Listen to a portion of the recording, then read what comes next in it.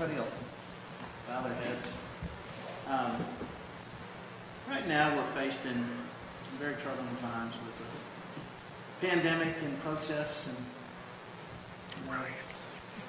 fellow citizens and human beings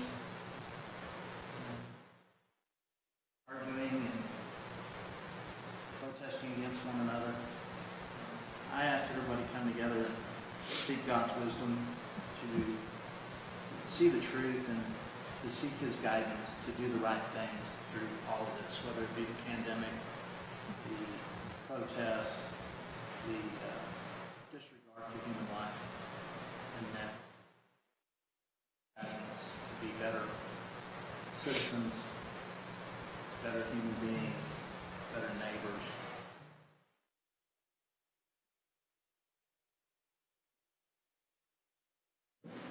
All right, if y'all will join me in the pledge.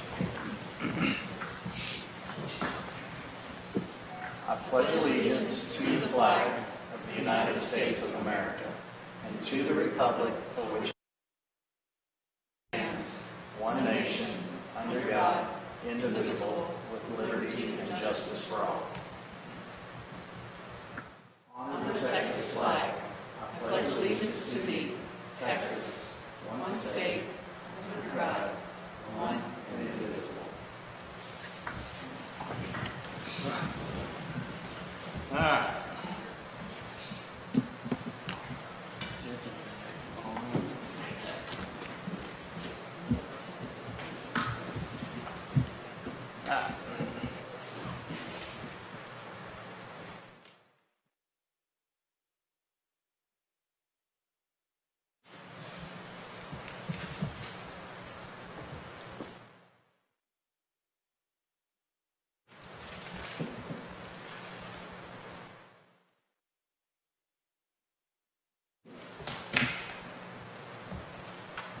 About to start citizens' comments. Just a friendly reminder to everyone, there's a 5-minute time limit on speaking. Ms. Balkin, you're first.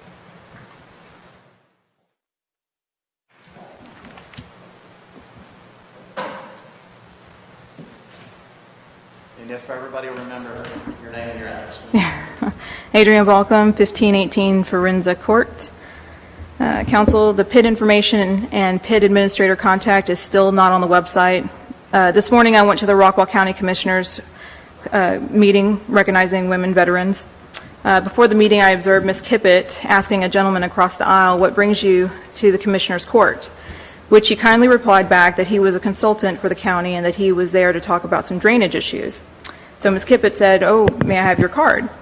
And he responded, sure. And as he started to give his business cards out, Ms. Kippett continued, I'm a council member in McLendon-Chisholm, which he expressed his surprise and said that he already had a contract with McLendon-Chisholm.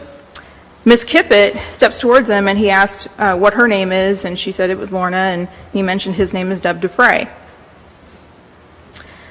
City Council, you never interviewed qualified engineering candidates. None of them were here at a public meeting. Instead, you hired back Deb DeFrey and awarded a contract to him and his friend, the previous city planner, Mike Coker. It was done on a consent agenda on March 24th, 2020. Do the right thing, void the contracts, and interview qualified candidates. Speaking of contracts, you might want to check out your tech guy, because apparently there's almost a little bit over a month's worth of surveillance not being backed up. Thank you.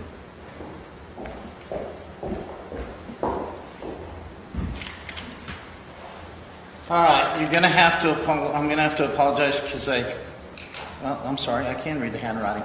Mr. Steinhagen.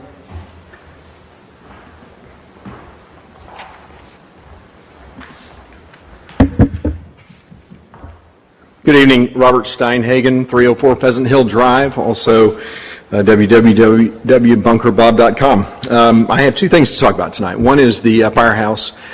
Ms. Wesner asked a really good question at the workshop last week. The question was based to the fire chief, which was if we had $8 million in a grant, would we be trying to build a $7 million facility? I thought that was a great question. And I suspect that you would. And the reason why I say that is because if you think about what you're doing, I don't know how many of you have built a home or built a commercial business.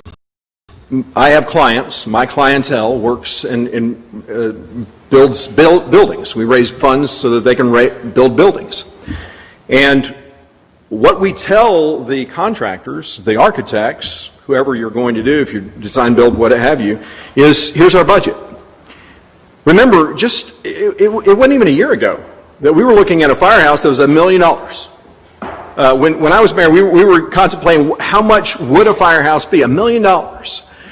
I suspect that if you told the contractors your budget is $2.5 million, I'm pretty sure that you can get exactly what you need.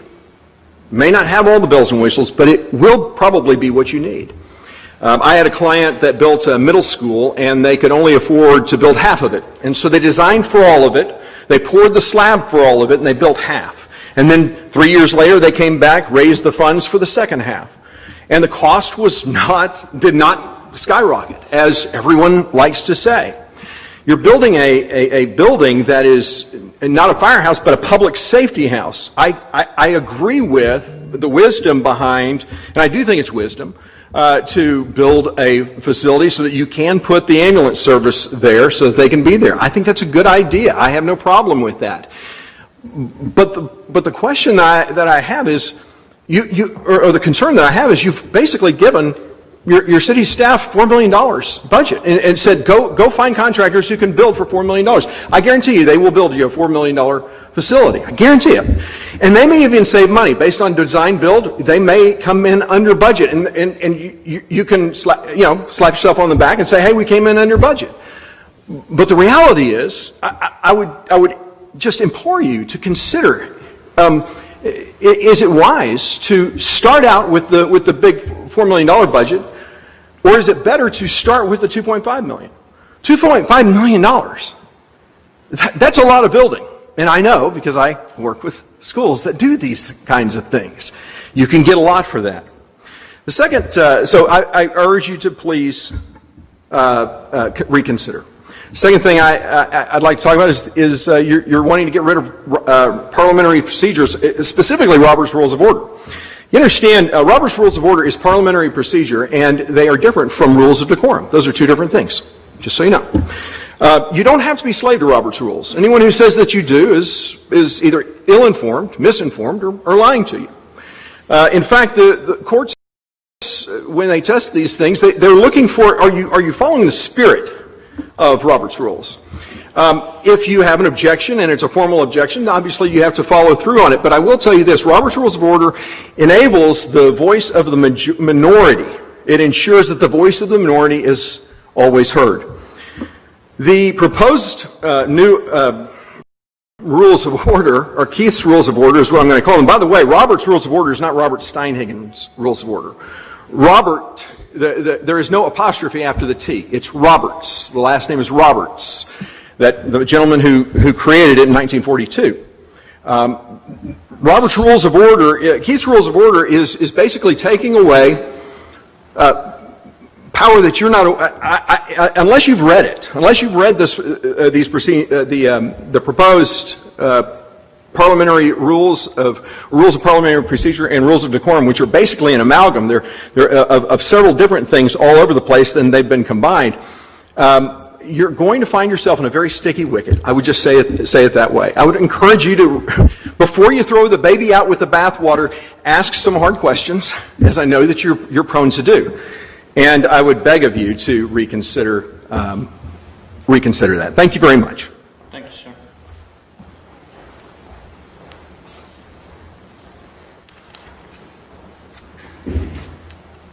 Mr. Black?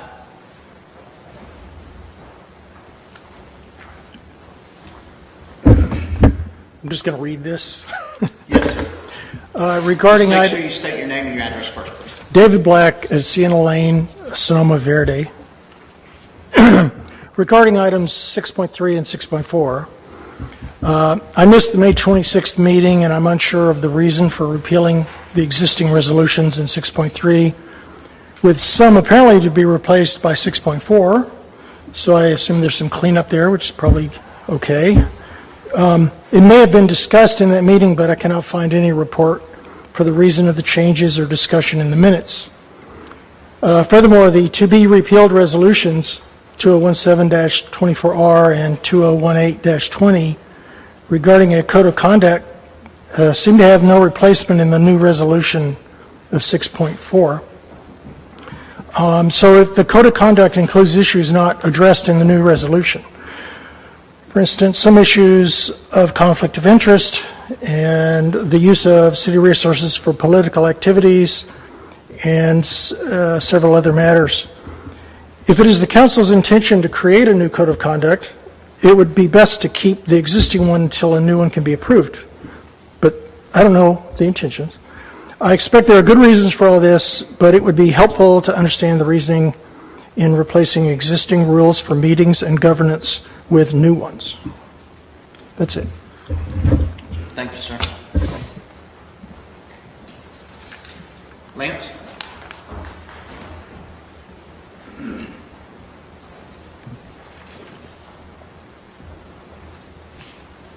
Good evening, Lance Agee, 1509 via Toscana. So I want to touch on a couple of things. I always enjoy coming behind a staunch liberal that has put us in the position that we're in to continue to discuss our fire department and its excessive spending. Our former appointed Mayor, Robert Steinhagen. I always enjoy that. As a member of the McLendon-Chisholm Friends and Families Group, as most people here are, most people are concerned about the use of the taxpayer money that most people didn't even know about that was paid for the fire department and sits in an account. I think those documents need to be made public so the city and its residents can look at that and see what the stipulations are regarding that. I've reached out to many of you, and no one can actually provide those documents or even tell me what it specifically says. That's not good. You can't make decisions based off of what I think something is or what I believe something is. And you can't get honest feedback from the public, much like we did in the past, where it was all completely dismissed. And that's why we replaced all those people with each of you. That's why some of you are new here today. As a result, I would like to ask you to make sure that you provide those documents to the public, place it on the website, share it publicly on your personal Facebook pages. I don't think that we need a $4 million fire department. The chief once told me that we could operate on $330,000 when he was hired by Robert Steinhagen, as was the city manager at that time. So it's interesting to see someone always constantly complaining and attacking these people when he's the one that hired them. Me, on the other hand, that's a different story. We said about a year and a half ago here in an open meeting, and the citizens were able to discuss this, and at that time, with the help of a former council lady who has been removed from office and the chief, there was a presentation for a $660,000 fire department. I want to know why we continue to increase this bar with 800 rooftops. We need to provide the citizens the information. We need to stop spending the money, and we need to find out what's going on, and we need to release these documents. I'm a person who deals in high-quality equipment, and I expect high-quality buildings and things to be built, not cheap stuff. But $4 million is excessive. And I also need to believe, typically in eminent domain cases, which is kind of what TxDOT is with the land on 205, that there should be some freedom to do with the money, if you will. So I'd love to see those stipulations that say that it can only be used for a fire department. So my advice is to hold half that money, or maybe even more, and apply that as needed, but you need to release the documents before we can do that. I'd also like to touch on a couple of points in regards to Robert's Rules of Order and points of allowing people to communicate. I appreciate this council and mayor and the city for extending that time frame for us to stand here and speak. Under the past administrations, that was limited to 3 minutes, which is very difficult to get points across, almost as a level of censorship, if you will. So I always enjoy, again, getting to stand up here, sometimes to get to take a few shots at a few people.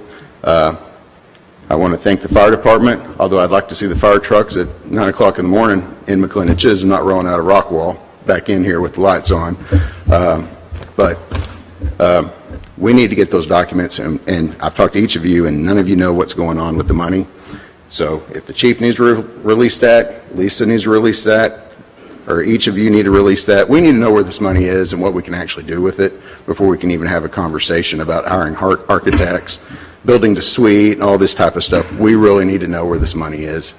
$4.5 million is a lot for a city that, under the past administrations, went from $800,000 to well over $1 million budget. We're going to have a fire department that rivals the actual city budget. So we need to watch that. And then we also need to look at the 3,000 acres that maybe Rockwall wants to give back to our city. And they're going to build D.R. Horton homes. We all know what that means. But you may need that revenue to pay for this fire service and public safety and all these goodies that we want to keep around here. So you might want to may have to get away from the 1.5 acre belief system because you can't put cattle on it anyway. When we give land away, we should get something in return, and as a result, Your time limit, Lance. You gotta stop. appreciate it. Thank you. Thanks. All right, Mr. Day? If you'll state your name and your address, sir. All day, 1 Green Hollow, here in McLendon-Chisholm. Thank you for giving me the 5 minutes. I appreciate it. Hello, everybody. It's my first time before the City Council. I'm starting my own clock here. I was reviewing the agenda this morning when I woke up. Today's my birthday, by the way, and I didn't expect to be in front of the City Council when I woke up this morning. But this was something that was actually near and dear to me, and I said, I really need to show up for this. This is my copy of the Robert's Rules of Order. It sits on top of my fireplace. My children see it every single day. It's an important piece of human intelligence. It's not something put together by, I believe it was General or Colonel Roberts in 1867 when it was first published. It's actually a compendium of 2,600 years of human intelligence that was put together. 85 to 95% of the organizations in the United States, including the United States Congress, operate generally by its charter. So I wanted to quickly say that there are some documents that just cannot be cast aside. You know, I don't really want to get into the proposed revamp of the ideas, but I want to let you know what you're casting aside if you vote in favor of removing it. First off, the origins of the book go back all the way to the Greeks, 600 BC. It was referenced, the same standard rules of parliamentary inquiry. It survived all the way through the Greeks, the Peloponnesian Wars, all the way through the Caesars. It was grandfathered into the English through the Saxons. It wound up in English common law and established many of the rules which we enjoy to this very day. It was later grandfathered in. Thomas Jefferson used to refer to the parliamentary branch of the law. And in fact, he wrote the very first manual. It's called the Manual of Parliamentary Practice in 1801. It was established and is still used to this day to manage the United States Congress. And it is also, versions of it are used at the various states. The problem is that up until the time that Mr. Roberts went ahead and codified all of these rules into a parliamentary procedure, it wasn't available to the common person in the street to be able to use it for their own organizations. So when it was published, the first edition in 1867, it is currently in its 11th edition. Again, this I keep next to my, I'm kind of a nerd. I keep it next to my Bible, I keep it next to Tolkien, and it's sitting on top of my fireplace. It's a really important book. It's basically brought to the masses the ability to organize mass information to be able to make complicated decisions. He was amazed in 1867 or 1876 San Francisco, the different cultures, the Chinese cultures, the Spanish cultures, the Americans that were moving into the area, how they could, through a single set of rules, be able to bring together all these different ideas with multi-languages and be able to solve complicated problems. That was what his goal was, and it actually worked. It's a sublime document. I've read it from cover to cover. The first time I ever took any type of public or private office, I swore not only on a Bible, but on this book. So I urge you not to cast it aside lightly. It is based on Jefferson's book. 95% of the Fortune 500 shareholders, their meetings are conducted using Robert's Rules of Order. So I strongly urge you to not cast aside 2,400 years of experience, human experience, that have been handed down from our forebears. A colleague of mine, when I was mentioning this issue on the phone today, he says, repealing Robert's rules is like saying it's too late for honesty, it's too late for integrity, it's too late for local democracy. I'm not saying that the intention is malicious to get rid of it. Some people just simply don't understand it. But it doesn't take that long to open the book up or to go onto a YouTube channel and to learn its basic tenets within an hour. I've been to about 3 meetings, and I've enjoyed all the meetings I've been to, and to this day, I still haven't seen the procedures followed, even though it's official for the city to follow them. I don't know if the city has an official parliamentarian. If so, the parliamentarian should be standing up and ruling on these things. If somebody is out of order, you're delivering American democracy to your very own constituents. And the city council should know this book inside and out. No matter what document it is that's brought before you, it needs to be in the context of this. Because this is what makes sure that the people's voice is heard, and you are supposed to represent that voice. Okay? With that said, I think that's all I have. Again, if you don't have this, you should go on Amazon today, order it. It cost me $12. It cost me $12. And it's in its 11th edition. And just read the preface on it, and then tell yourself that it's something that you don't want in your life. It's an extremely important text. Thank you very much. Thank you, sir. Jody?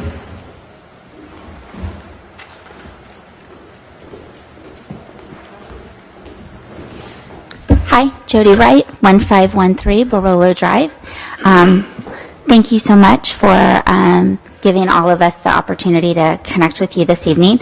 I would like to say one thing about Robert's Rules of Order. I don't know what the proposed amendment is, addendum is. I, too, am a fan of that. As Mr. Day spoke, it is the most widely used resource to ensure meetings are fair, consistent, that everybody can hear, and that everybody is heard. So I think it's really important. So I am a fan of that. Again, not sure what needs to be revised. I'm open to hearing that. But as a whole, I do think Robert's Rules of Order is an exceptional tool that, when utilized appropriately, is a great tool for city councils, for any board to leverage. With that, also wanted to share the $4.5 million that the city has recently received. I echo Mr. Agee's urging to please share that with the citizens. I think it's kind of getting around through some roundabout ways, and again, as the leaders of our city, I want to look to you to be receiving my information firsthand. So I would please encourage you to bring even a higher sense of transparency in sharing that information with the citizens. And again, if there's one particular spokesperson or different people speak on different things, whatever makes sense, but as the leaders of our city, I really want to hear that from you versus citizens who heard it from a citizen, who heard it from a neighbor, who I think this is right.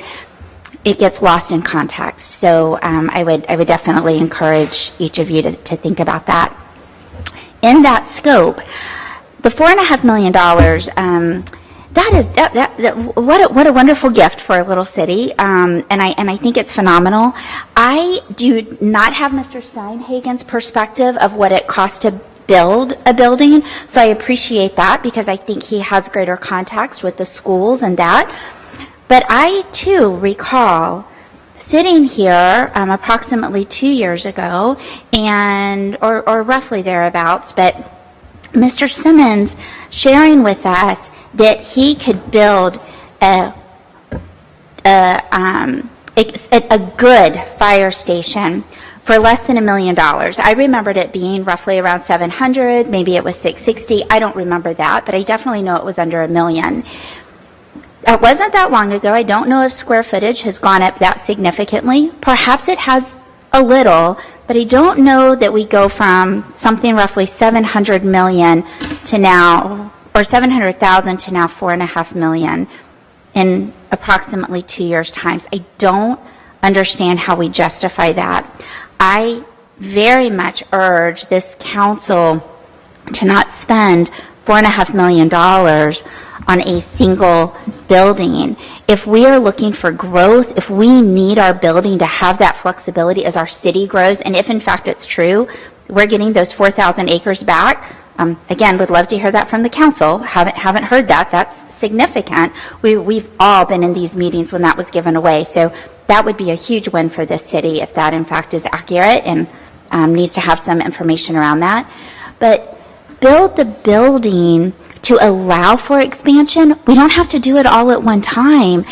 Be responsible for those dollars. And if there's money in the budget right now that's allocated for the fire, for the safety, can we reallocate that to maybe paying off the debt of this building if we've got that $4.5 million, and if it has to be utilized singularly for fire safety? Again, I haven't seen it. I don't know what those stipulations are. I'm not going to make those assumptions, but I would just ask to have that visibility, have some dialogue as to what makes sense, get citizens' feedback, as I know that you often ask for, and let's make a really great decision that sets our city up for success based off of the information we have.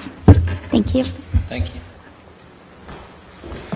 All right, no other sheets?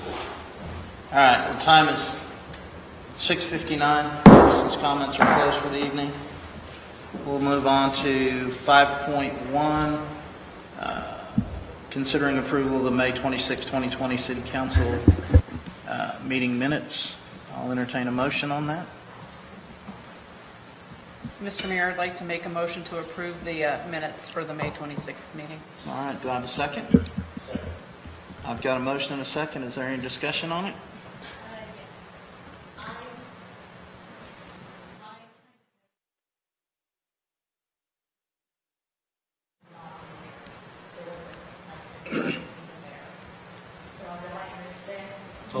We need to make, it's fine if we want to discuss it, but we need to make a motion to pull it from the consent agenda. It's not on a consent agenda. Oh, well then, Sorry. just keep going. My mistake.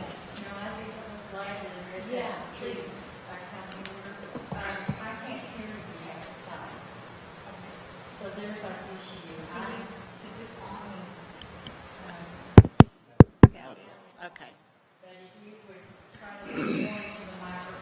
Okay.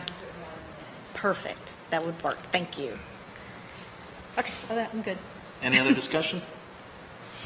All in favor? Aye. Aye.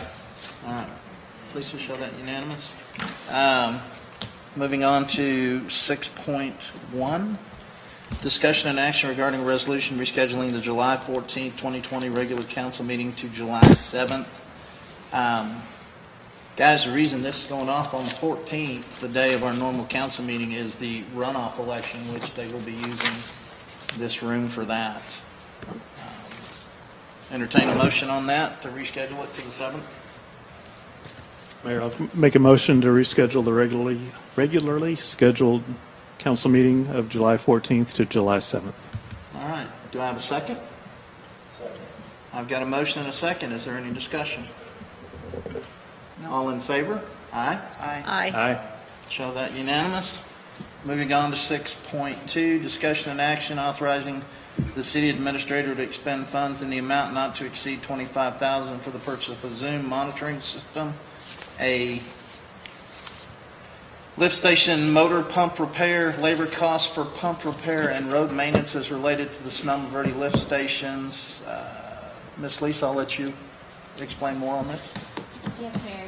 At the work session, we had a member from Infomark on the phone with us, but he was a little bit difficult to hear. Yes, ma'am. It also occurred to me that maybe some of you don't have the background information on what exactly the station is. So there is a report in your packet, but I'll just go over it briefly, if I may. Lift stations contain pumps, valves, and electrical equipment necessary to move wastewater from a low point to a higher point when the gradient of the area does not allow for natural gravity flow. Lift stations are a critical part of the overall sewage system. Collected sewage is stored in a pit or a well. Once sewage reaches a certain level, electrical instruments will recognize that it's full and the pump is activated. When the pump is activated, the sewage moves further down the wastewater line. Then the pump cuts off until it's activated again. Sonoma Verde lift stations are operated and maintained by a company called Infomark. The city's contract with Infomark includes minor maintenance, but it does not include major repairs or new equipment. And Infomark at this time is requesting the following. So a Zoom monitoring system. This system monitors lift station components around the clock. It provides pump runtime, tank level monitoring, sends alarms and status signals, and it logs operational statistics. When an alarm or status change occurs, the wireless monitoring unit transmits the signals to the monitoring website, where the condition is recorded and then distributed to whatever email addresses, cell phones, etc. have been loaded into that system. So the operations personnel, someone designated or more than one, maybe would get a text or an email.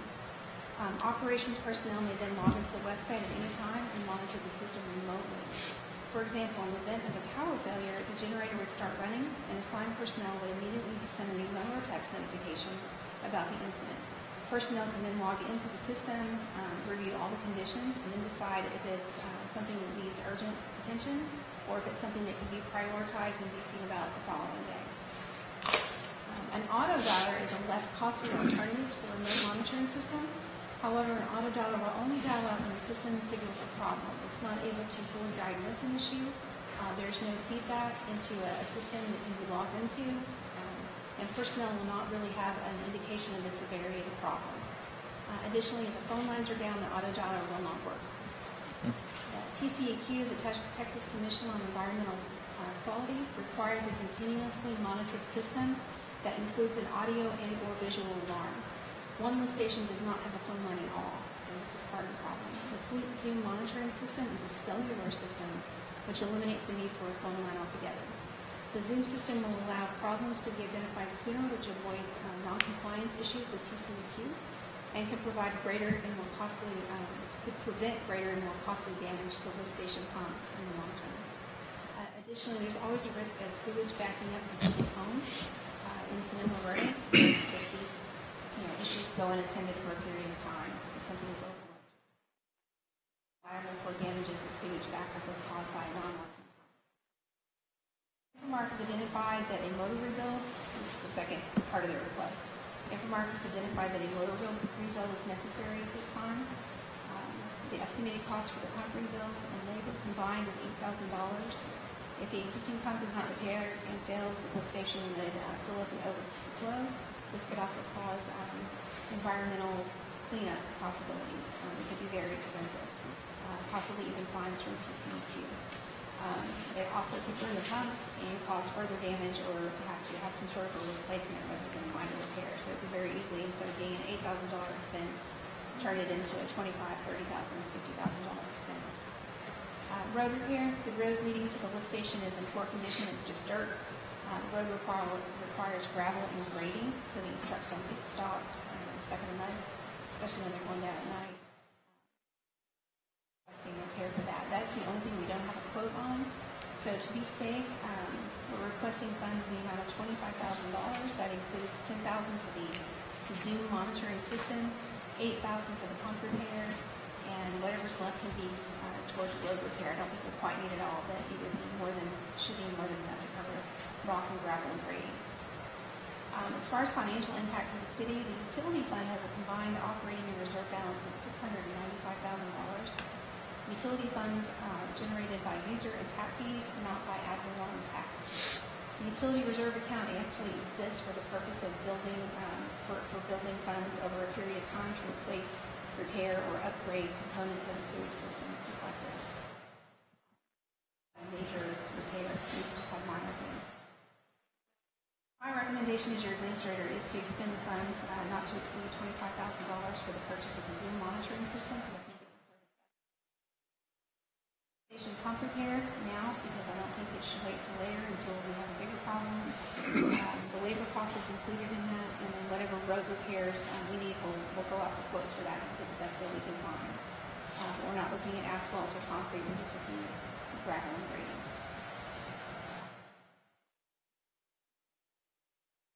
All right, I'll entertain a motion. I have one question. the continuously monitoring system as being a TCEQ requirement, from my research, that's been around for a while. So have we not been being monitored this whole time? Or One is not. One is not being monitored. okay, and is that not the responsibility of the lift station of Infomark or whoever put in that station to provide us with a monitoring system if that's a requirements by TCEQ? Well, I suppose it was originally intended that they would both have these phone lines, but just one of them has it. And so I guess when they go out to check one pump, they go out and they check the other one probably at the same time. But we're out of compliance because one does not have monitoring. And I know this has been a while, but I'm just curious if they were ever in compliance and if we had a contract with them, they were to be built in compliance, and they're not. So I don't know. I was just notified that the one did not have anything connected to it at all. okay. All right. May I ask another question, please? In the work session the other day, you also mentioned the manhole having an issue. Did you? Yeah, I don't expect the cost for that will be, I don't know if I have that in front of me. $25,000 will encompass everything we need. So if there is a minor repair, and I think that one was fairly minor, it should be within that $25,000. If not, we can bring it back to you, but I think it should have it. I thought it was included the way it was hard to hear him, but I thought that was part of it.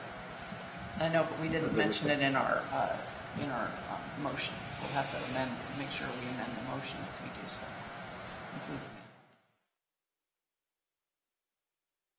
All right. I'll entertain a motion.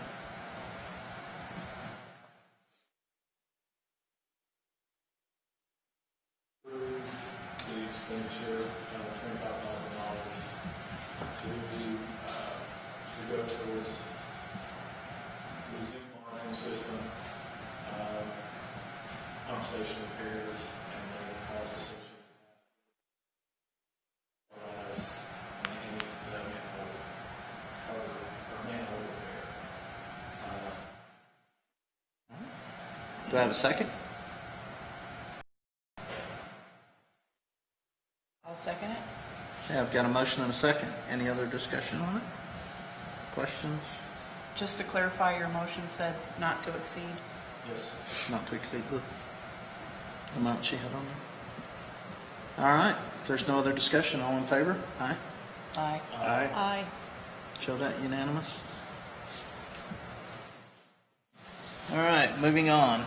6.3, discussion and action regarding resolution repealing resolution number 2016-12R, adopting Robert's Rules of Orders, resolution 2017-24R, adopting a code of conduct, resolution 2017-20R, adopting a form of acknowledgement of compliance requirement and commitment for members of the city's Planning and Zoning Commission, and resolution 2018-20, adopting an amendment for the code of conduct.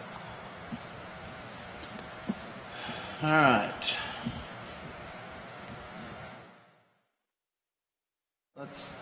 I'm just going to give just a little bit of background here. Resolutions are not laws, they're policies. Policies change as needed or proposed. These policies are no longer needed or consistent with the values of the council.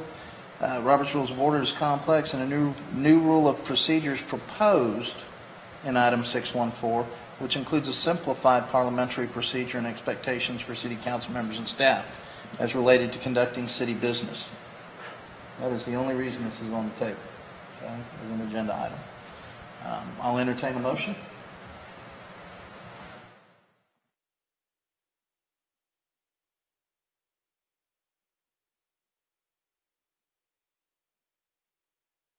Going once.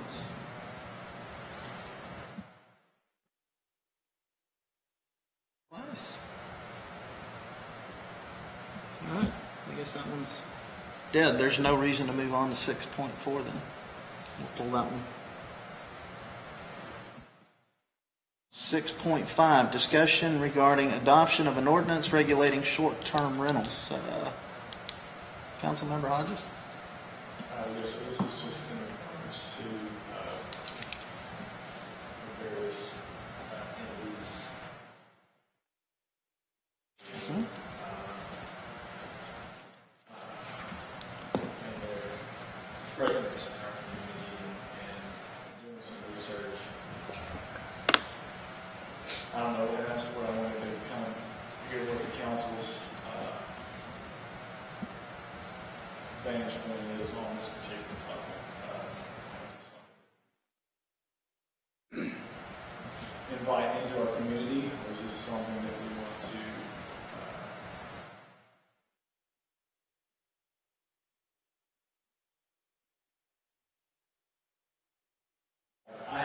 concerns with short-term rentals.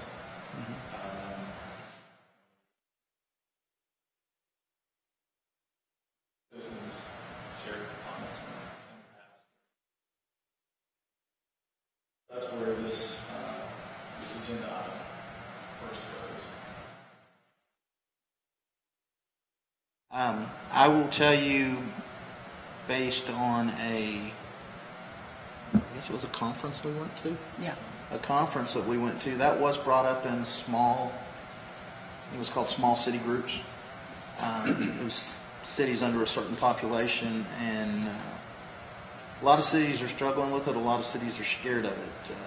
I think Mr. Holla, if you'll cue in some of the things that you've enlightened me on as far as the legal aspects of Airbnbs. Well, it's certainly a very hot topic. They've had, I believe, 2 bills in each of the last 2 sessions in 2017 and 2019, proposed bills to pretty much eliminate the city's ability to regulate STR, short-term rentals, what they call them. Now, the proposed bills failed. They didn't go into effect. But in 2016, the city of Austin, probably the biggest impact, 2016, city of Austin revamped their short-term rental ordinances, and they did it on the basis of how long people could stay, sound equipment, different things like that, how many people could be present, et cetera, et cetera. They won at trial, lost an appeal, so it went up to the Supreme Court. The Attorney General came out with an opinion that it was not constitutional to have the short-term rental ordinance, or at least some of the provisions of the ordinance. So Supreme Court ended up, it's only been, June, maybe the last 4 to 6 months, roughly, I think. The Supreme Court case came out, and they did strike down some of the City of Austin's requirements, provisions, or whatever you want to call it, or on the short-term rental. And part of the point is this is Texas, and you are dealing with people's desire, abilities, and rights to use their property the way they want to use it. Now, technically speaking, no one has a constitutional right to just use their property however they want to use it, okay? But again, because they are property rights, you got to be really careful how you do regulate those short-term rentals. So the short answer is yes, you can regulate short-term rentals. The other aspect is you want to carefully consider exactly how you regulate the short-term rentals. I'll put it that way. At the conference that we went to, one of the cities didn't disapprove the use of the short-term rentals, but they put in place an ordinance to require them to get a permit to function as a short-term rental, which involved getting inspections to make sure that their home was within met certain requirements, met safety guidelines. And I think where this is crucial is if the person that has the short-term rental doesn't live at the house and it's just using one of their homes as a short-term rental, but it's not their residence. And that's a big difference than just somebody letting the house that they live in normally to share it as a short-term rental.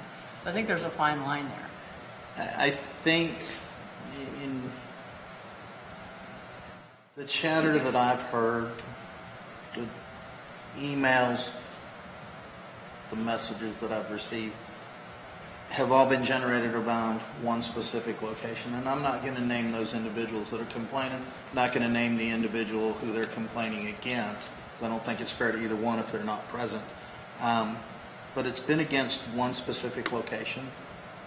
And the complaints that have been made, I've not heard, to the degree they're explaining the issue, I've not heard it from my residence, and my residence is not that far away.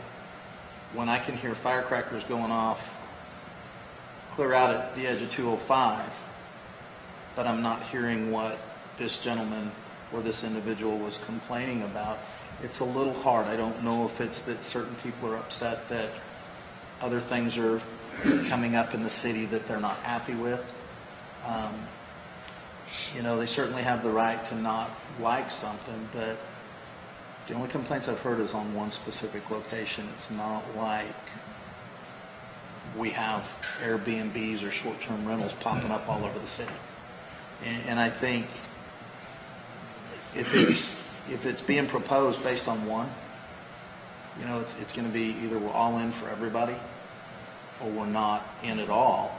And if it's because of the complaints of one location, then maybe it's talk to those individuals, see what's going on, look at that and see if there's a better resolution, because I find it hard to start, like Michael said, the way it's been explained, what's happened in other cities.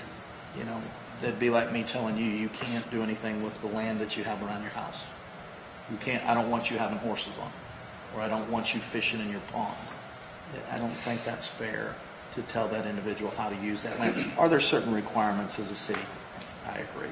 County has certain requirements, but I think we might have a better resolution than to start telling people they can't use their property. Mr. Mayor, do you mind if I add a couple of things? Yes, sir. I want to add just real fast, kind of, I guess, on both ends.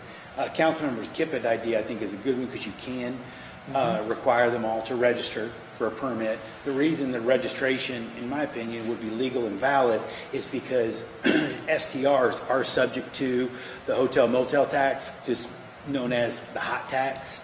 And so that would be that's absolutely, there's a rational basis there to have a rental provision in your ordinance to keep track of that. Now, also, too, I don't know exactly what the concerns are, Councilmember Hodges, but if they are things like noise and problems and that can be covered in our nuisance ordinance. Mm-hmm. So if there are, it doesn't matter, that has no regard whatsoever. So it's a neutral law, a general application. So unless you apply it discriminatorily, everything is legal. So in that stance, if it's a nuisance, somebody can call and make a noise complaint. Say we get a PD one day, go out there, or some sort of enforcement. They go out there and go, hey, you know what? This is a violation of the noise ordinance, and the citation can take care of that because we're going to provision for a nuisance ordinance. So that we would look at in our nuisance ordinance, see if it's covered. If it's not, we can always amend our nuisance ordinance to cover noise. So there are a lot of things that we can do if several people are doing, things they shouldn't be doing, like having parties till 2 a.m. during the week or things like that, and they're really loud.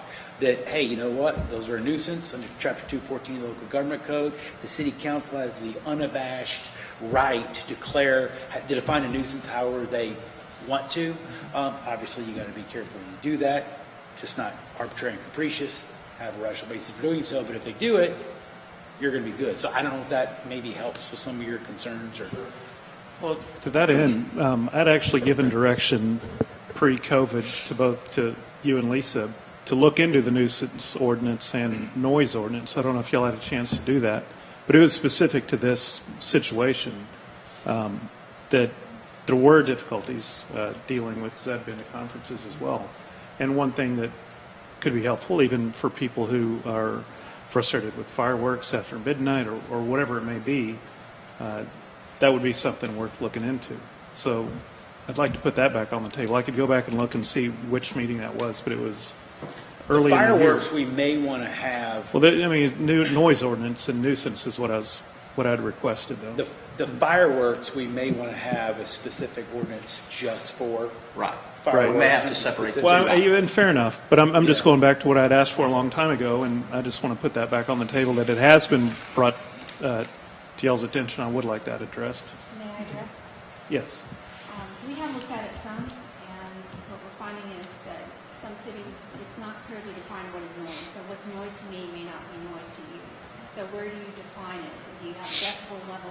No. My direction, I remember this specifically, and I can go back to the tapes, if you will, but I'd said to do some research for what other people, I don't have expertise on decibel levels and that type of thing, but I know we wouldn't be the first city to establish a noise ordinance. Let's be careful about stepping into that part of it right now, not to take away from what you're saying. I just asked them to do research. If that was brought up, it does need to be looked at, but we need to stay on topic with the issue of what he's saying about the Airbnbs. And yes, that does encompass some of the issue is noise. I mean, it's relevant to the Airbnbs, I would think.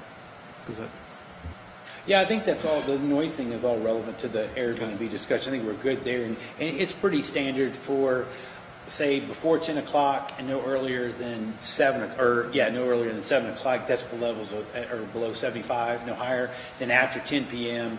to prior to 7 a.m., typically, generally, normally, cities will do it at 65 decibels.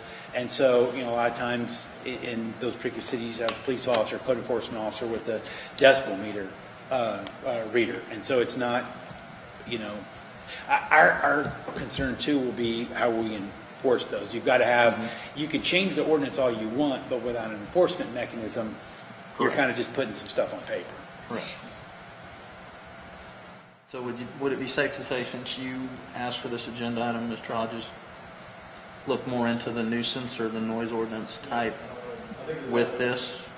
Yeah, and I wanted this to be, since we all have had emails come to us the last few weeks, that something I wanted us to discuss. Trying to get ahead of as our community continues to grow, is this something that we want to do more of it? Right. Well, I think that we should establish a policy, because even though we only have one person talking about it right now, that might not be the way it is down the road. I mean, I would really like to delve further into requiring a permit as well. I don't know how that would fit into the noise ordinance. Obviously, it doesn't fit. I think it would be easy enough to have people register. If we know that there's an Airbnb, it's going to be a short-term rental of some kind.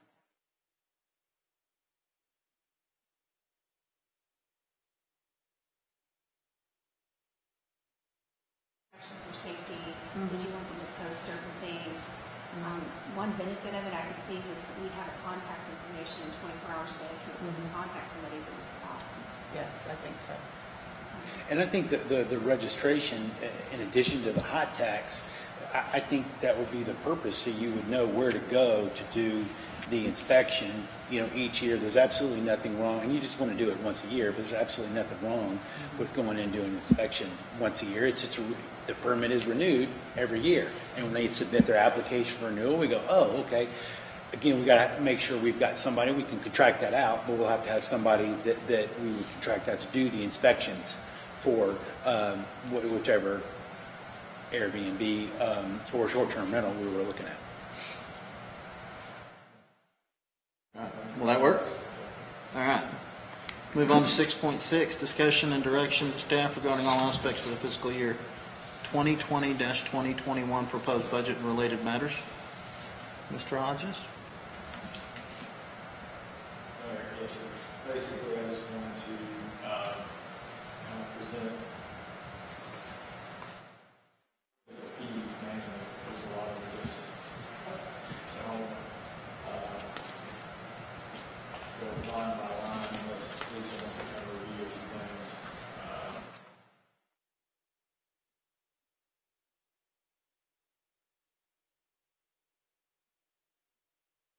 Comments as far as 6.6 at this point.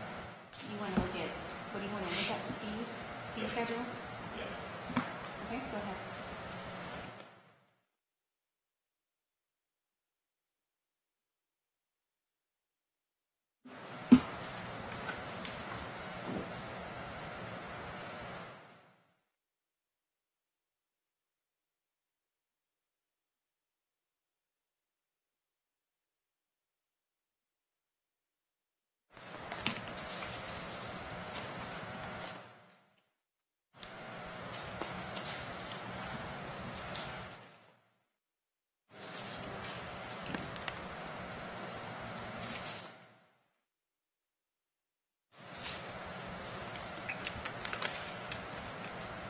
I basically just wanted to kind of present these ones and then we'll discuss it in the work session. I'm sorry, say that one more time. I basically wanted to present these after we discuss them in the work session. Just finalize as far as dates and For the fee schedule or for the, fee schedule, to approve the updated fee schedule that we discussed in the work session. We go ahead and with the approve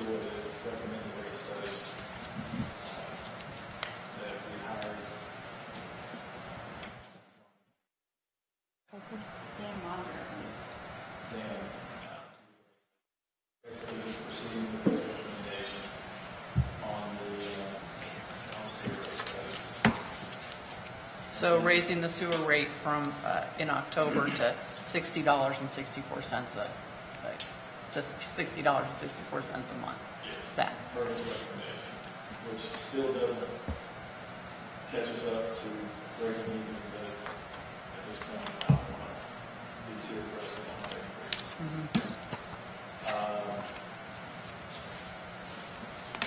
Wanted to also touch base on the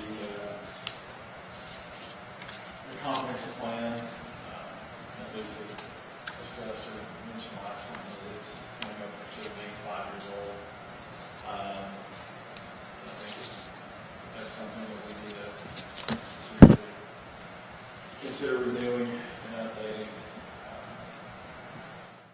Looking at the cost with the previous plan was just 55? Wasn't it 55,000? yeah, the previous plan, the renewal was for the updated comp plan was going to be about $50,000 to $55,000, and with the existing Plan. it's going to be around 20.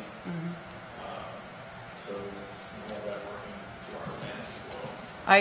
I was speaking to Lisa separately about this, and I think the city planner is available for the next meeting, and it was going to be a proposed agenda item for the next meeting, if we'd be willing to discuss that at that point.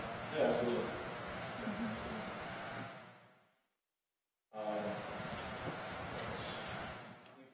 Budget calendar looks really, really good.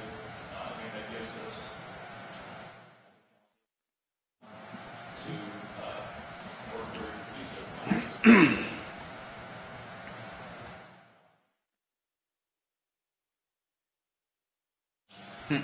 May I address the fee schedule? Absolutely. We may have to split this, an ordinance maybe into two parts. We have that new solicitor's permit that we approved, but we need to really get something in place for that now rather than October 1. And then I think Chisholm has also had proposed some fees for related to fire inspections and plan review. And I think we'd like to get those in place sooner than later. We've got something that maybe coming up that he's going to make sure. So if council doesn't object, I may bring forward an ordinance change now, and then as we get closer to October 1, we can do it again, and I think that fee schedule related to the sewer. Would we be able to put in the permit fee requirement for the vacation rentals in October?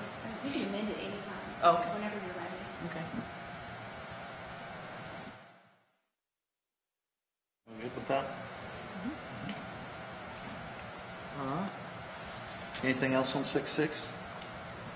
All right, it is 7:31. We're going to recess into executive session in accordance with Texas Government Code, Section 551.071, 1 and 2, consultation with the attorney to seek advice about pending or contemplated litigation or on a matter in which the duty of the attorney to the City Council under the Texas Disciplinary Rules of Professional Conduct of the State Bar of Texas clearly conflicts with the Texas Open Meetings Act regarding maintenance responsibilities for roads outside the city limits and in the city's extraterritorial jurisdiction.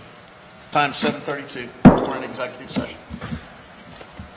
Excuse me. I make a mouthful every time.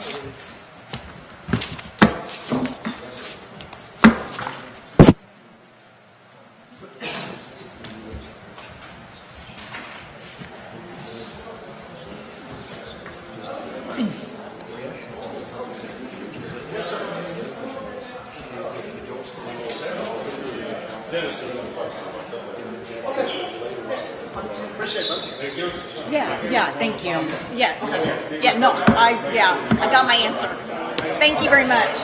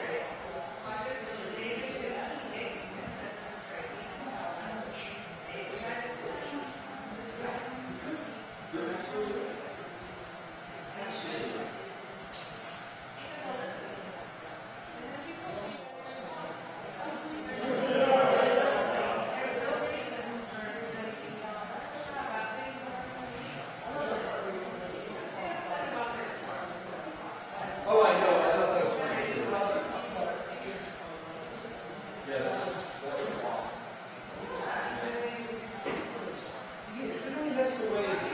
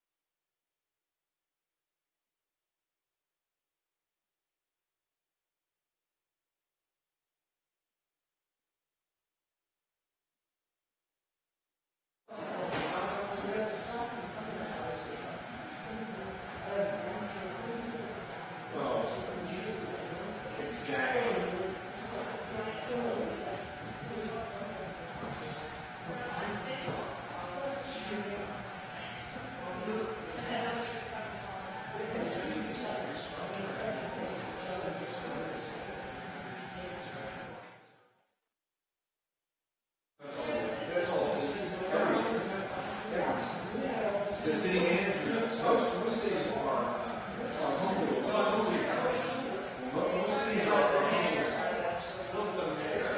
mayors. That's correct. That's correct. That's where the chair, the role of the chair is a little bit because the mayor handles the management. But if he's going to do it, it's correct. Then into those that's the way it's supposed to work.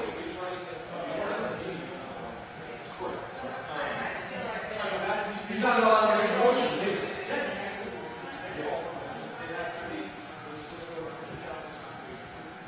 That's correct. But all cities do.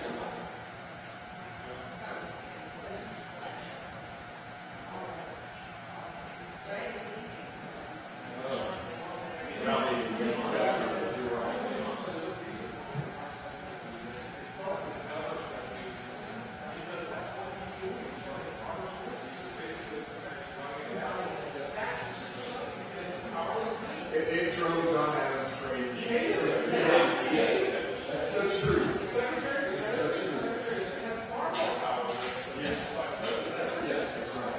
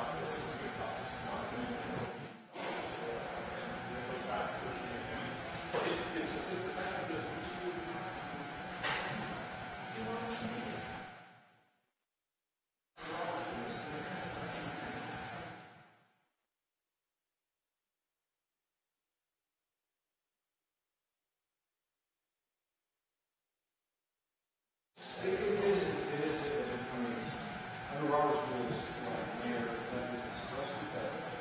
The mayor, the state law, it takes on means and grants deciding officer to do that.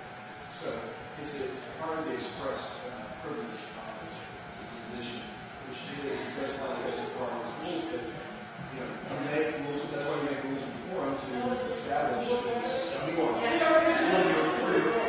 This is the thing, he takes, he doesn't understand the rules are the things that he can play with, time and things like that.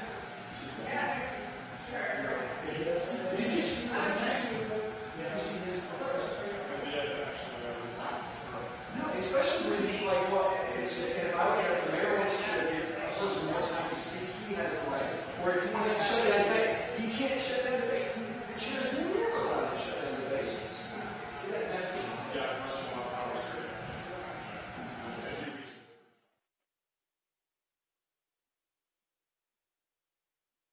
Well, that's the South Carolina constitutional term.